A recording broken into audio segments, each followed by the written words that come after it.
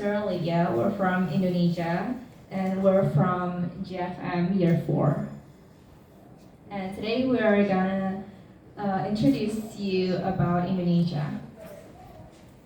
So first, we're gonna talk about the culture and traditions, and then the foods and some natural wonders, and also if you want to go to Indonesia, we are going to recommend you some places that you have to visit. So in case you didn't know where Indonesia is, we're here in Taiwan, right? And then below Taiwan, there's the Philippines, and Indonesia is here below the red line. And we have a lot of islands. Actually, there are like 18,000, more than 18,000 islands.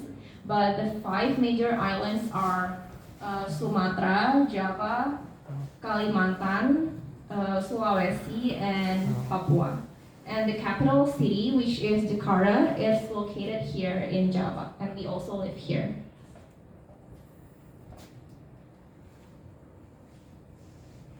And we have you ever heard of batik? So it's like our national clothes is basically like a patterned cloth, and we wear them on formal occasions. For example, like if there's a wedding and you have school graduation, you wear batik. And back in high school and middle school and grade school, we have to wear batik every Friday.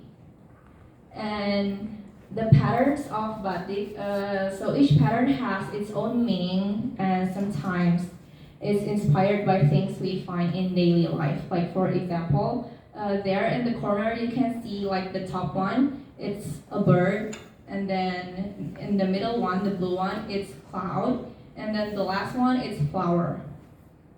And actually, each region has their own patterns. But there's this one region which is very famous for their batik. It's called Yogyakarta, and in here you can try to make your own batik. So this is how you make batik. So there are two types of batik. The first one is hand drawn, and the other one is printed.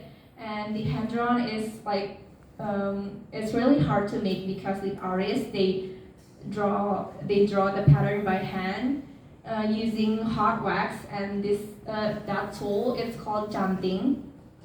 And after they draw the hot wax, they will dip the cloth in dye. And for complex patterns with many colors, the cloth will be waxed and dyed many times. That's why the price is very expensive.